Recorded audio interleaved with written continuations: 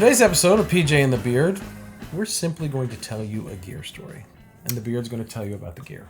Right. I'm excited about this. It's a personal one for you. Right. It's personal. I'm excited for you to get to play it because you haven't really got to play it yet. This is really cool. So today we're talking about a Michael Dolan custom guitar. Okay. And it is this guitar right here. We'll just pick it up real quick and show it to you.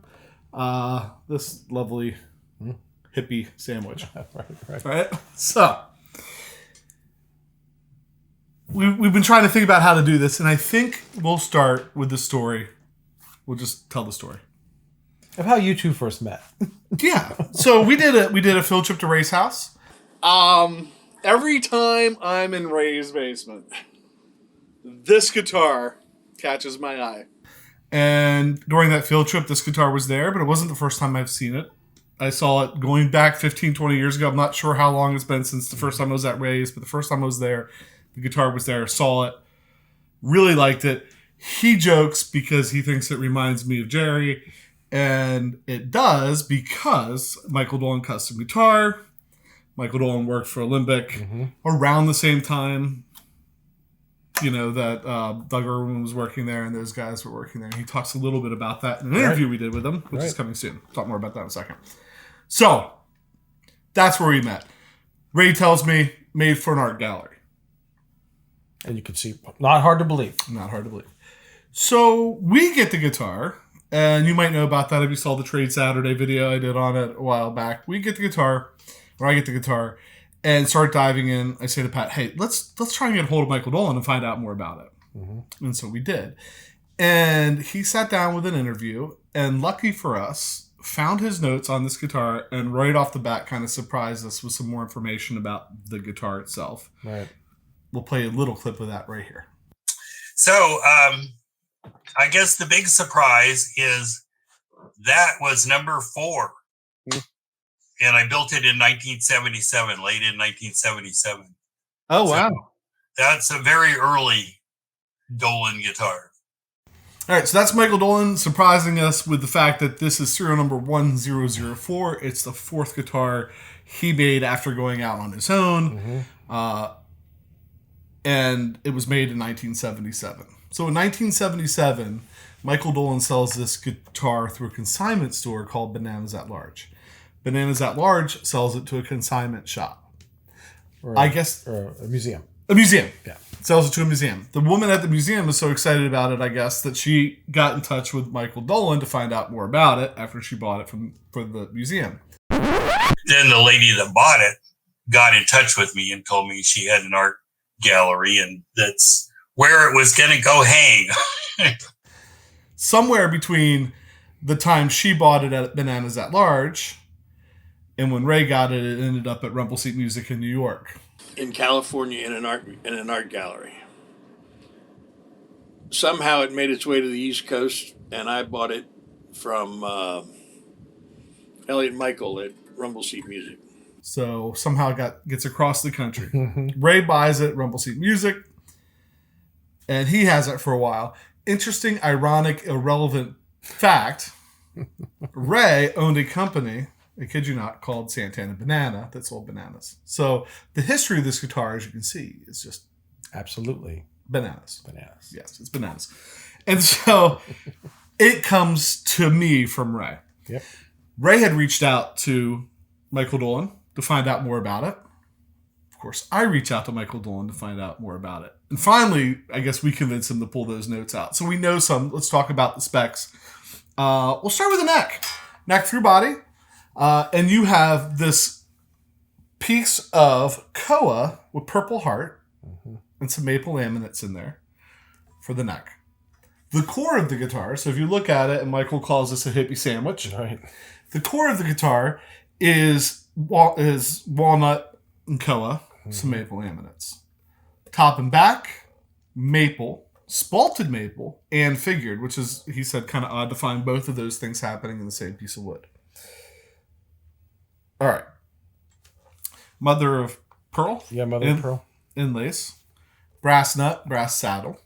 So, and he still does that a good bit. And that, interesting tonal qualities, I think. You might say, no, it doesn't. I really think that it does change the tonal qualities of it. Inlay on the headstock is his symbol. This piece of wood is the control cavity is cut out from that same piece of wood. Used an inlay to cover up the hole that he had the Dremel circling around with. If you look at where the control cavity is and look at where the controls are, I never noticed it until I opened it, but your mind might go, how's that possible? They're not in the same place because this is chambered, this is chambered. Mm-hmm. Made this plate here, the strings just kind of click in those. And I think, as far as specs that we know... And rosewood fretboard. Rosewood fretboard. Mm-hmm. As far as specs that we know, I think that's it. Now, Pat, we recorded the intro and the outro before we did this, so you have got to play it once, but we haven't spent a lot of time with it. No. The only thing that we didn't talk about as I pass it to Pat, electronically, you have an on-off switch for each pickup. Mm-hmm. You have a coil split, and you have a 4-way toggle. Now, when this came to me, Ray had some kind of import pickups in it. The original distortion pluses that it came with, I think that's what they were, have been taken out. I came across a set of McCarty pickups. So I put in a set of McCarty pickups and actually did a PRS tone pot and volume pot because I love PRS taper and so we can split the coils. And then the only other thing is that back knob is a 4-way varitone that kicks on when you roll the tone all the way off. And Pat will show you what that sounds like. Yes, he will. So, yeah, it's a really... in the time that I have had it in my hands, it's a very comfortable guitar. The neck profile, the access to the frets, the action, it's really great. So I think I'm going to go clean. We're going through the Tyler JT22. I'm going to start with the neck pickup, everything wide open. This doesn't matter at this point. With a little bit of a delay from the dispatch master. And it sounds like this.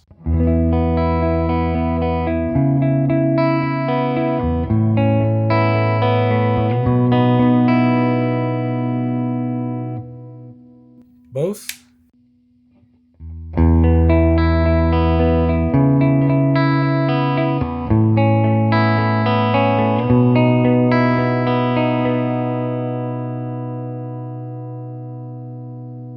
I just had to pause there for a second for the sustain and then back to the bridge.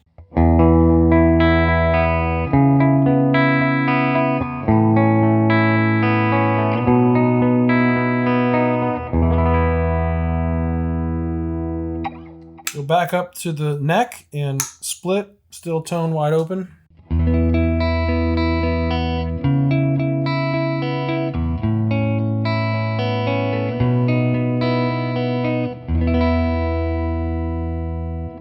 Both.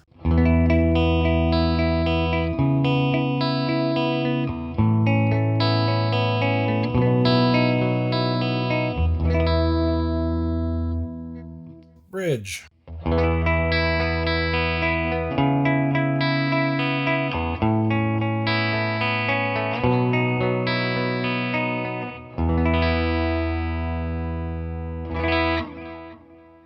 I think I'll try this varitone on the bridge. Leave it split just for now, just to hear the difference. So there's four clicks. The first two probably brighter, the last two a little darker. So I'll leave it on the bright one for now. So if I roll the tone,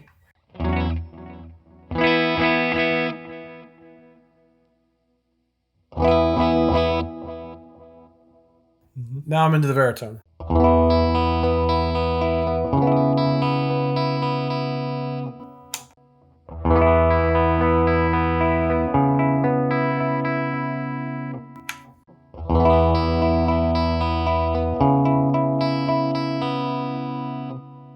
Nope, I want to throw them. 1, 2. It started on 1, 2, 3. Do you want to go through all of them on unsplit ones? Yeah. Unsplit, tone rolled back.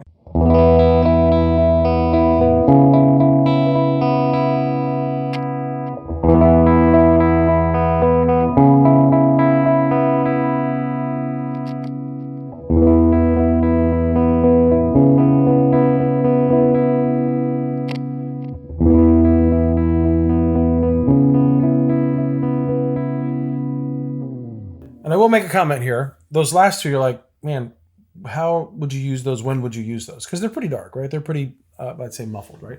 But what I tried to do on the, I think I was in the outro, was sometimes I like try to, cop a little bit of Santana's tone, use the bright pickup but roll the tone back. So it was really interesting to use that with a drive. Yeah. It took some of that top end off and made it a really unique sound. So really, really flexible types of electronics in here. Give you a lot of options.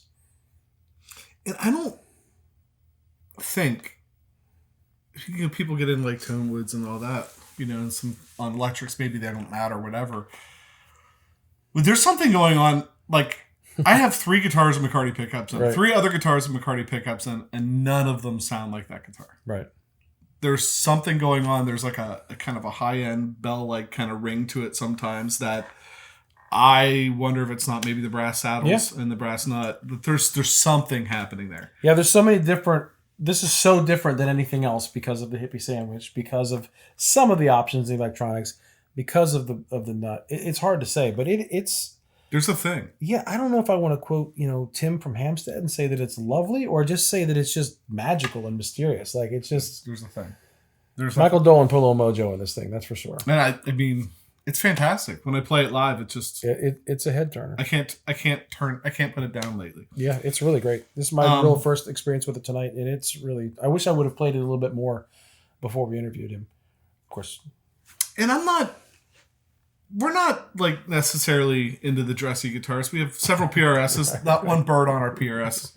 Right. So that's not maybe something we go for, but it's there. It's and we know who did it, and we've talked to the guy that did it and the time he put into it, and we know the story. And so we wanted to share that story with you because it's a cool piece of gear. I know I'm delighted to have it in my possession, and I hope Ray is happy that I'm delighted that I have it in my possession because I think he is. He's delighted that's being played. Ray's a good guy. And so I think with that is the gear story for tonight. So we now know that this was built in 1977, and this was the 4th guitar you made after going out on your own. So this is the first one that has your name on it. So it has your that's my name, yeah. your name on it. When you look at it, is there anything that you're jumping out at you that you're going, 40 years later, I wouldn't have done that? No, not really. It's there's been developments and I've learned skills, but if I had that a commission to do a similar guitar and it came out as nicely as that one, I'd be happy. Yeah. So there's nothing that really needs work or improvement or anything. Do you have a piece of gear that has an interesting story? If you do, share it with us down below. And with that, we always like to take a moment just to say thank you to everybody that's watching, subscribing, clicking the notification bell, hitting the like button, leaving comments. Anytime going out to Instagram or Facebook, anytime you interact with the show, it really helps us out, and we really appreciate that. So I think with that, I'm PJ on behalf of the Beard, reminding you, no matter what you hear, you never have too much gear, especially when it looks like this. And look for that Michael Dolan interview. It's coming soon.